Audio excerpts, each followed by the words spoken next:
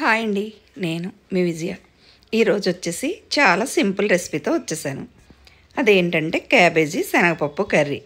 చాలామంది క్యాబేజీ అదొక రకమైన స్మెల్ వస్తుందని తినరు కదా. అలాంటి వాళ్ళు కూడా ఇలా ట్రై చేసి చూడండి. అసలు క్యాబేజీ స్మెల్లే లేకుండా కూర సూపర్గా ఉంటుంది. శనగపప్పు క్యాబేజీయే కదా ఈవిడ ఇలా చెప్తుంది అనుకోవద్దు. నేను చేసే ప్రాసెస్లో చేస్తే చాలా సూపర్ టేస్ట్గా ఉంటుంది. దానికోసం క్యాబేజీ, శనగపప్పు, పచ్చిమిరపకాయలు, ఒక ఉల్లిపాయ కూడా తీసుకోవాలండి. ఇప్పుడు క్యాబేజీని బాగా సన్నగా తరుక్కుంటే చాలా బాగుంటుంది. క్యాబేజీని ఇలా తరిగి పక్కన పెట్టుకుని మనం క్యాబేజీ తరిగి లోపు ఈ కప్పు శనగపప్పుని ఒక 2-3 సార్లు శుభ్రంగా కడుక్కుని కప్పుకి 2 కప్పుల వాటర్ వేసుకుని ఇలా పక్కన ఉంచుకోవాలి. ఇప్పుడు ఇందులోనే కట్ చేసిన పచ్చిమిరపకాయలు ఒక 4, మనం ఇలా కట్ చేసి పెట్టుకున్న క్యాబేజీని కూడా ఇలా కుక్కర్లో వేసుకుని ఇందులోనే కొద్దిగా పసుపు కూడా వేసుకుని ఇలా కుక్కర్ లిడ్ క్లోజ్ చేసి 3 విజిల్స్ ఇప్పించుకోవాలి.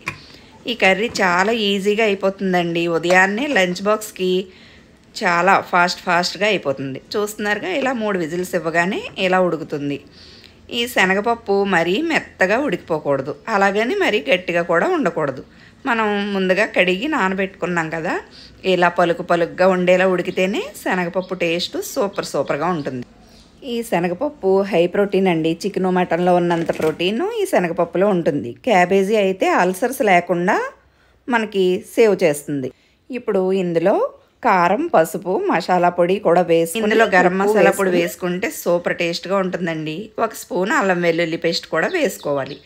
ఇలా వేసుకుని దీన్ని అంతటిని బాగా కలిసేలా కలుపుకుని పక్కన ఉంచుకోవాలి. ఇప్పుడు పోపు కోసం బాండి పెట్టి 1 స్పూన్ శనగపప్పు, మినప్పప్పు, ఆవాలు, జీలకర్ర, ఎండుమిరపకాయలు వేసి పోపు బాగా వేగిన తర్వాత కరివేపాకు కూడా వేసుకుని బాగా వేయించుకోవాలి. శనగపప్పు కర్రీయే కదా, శనగపప్పు వేస్తున్నాం అనుకోకండి. నూనెలో వేగిన శనగపప్పు ఈ శనగపప్పు కూరలో తగులుతూ ఉంటే సూపర్గా ఉంటుంది. ఇప్పుడు ఒక మీడియం సైజు ఉల్లిపాయని సన్నగా ముక్కలు తరుక్కుని ఈ పోపులో వేసి బాగా దోరగా వేయించుకోవాలి. ఉల్లిపాయ వేగిన తర్వాత ఇంగు కూడా వేసి ఈ మనం కలిపి పక్కన పెట్టుకున్న ఈ శనగపప్పు క్యాబేజీ మిశ్రమాన్ని ఇందులో వేసి బాగా అందులో ఉన్న వాటర్ అంతా ఎగిరిపోయే వరకు బాగా ఉడికించుకోవాలి. ఇప్పుడు ఇది ఇలా ఉడికిన తర్వాత కొత్తిమీరతో గార్నిష్ చేసుకుంటే శనగపప్పు క్యాబేజీ కర్రీ చాలా సూపర్గా ఉంటుందండి. ఇందులో మనం అల్లం వెల్లుల్లి పేస్ట్, గరం మసాలా పొడి వేస్తున్నాం కదా, క్యాబేజీ స్మెల్లే లేకుండా చాలా సూపర్గా ఉంటుంది. ఇందులో ఇంగువను కూడా వేస్తున్నాం కదా, ఆ ఇంగువ వాసన వల్ల కూడా మనకు క్యాబేజీ స్మెల్ తెలియకుండా ఉంటుంది. అసలు క్యాబేజీ స్మెల్ అన్నది రాదు. కర్రీ మాత్రం చికెన్ కర్రీని తలదన్నేంత టేస్ట్గా ఉంటుందండి. ఒకసారి ప్రయత్నం చూసి మీకు నచ్చిందో లేదో కామెంట్ బాక్స్లో కామెంట్ చేయండి.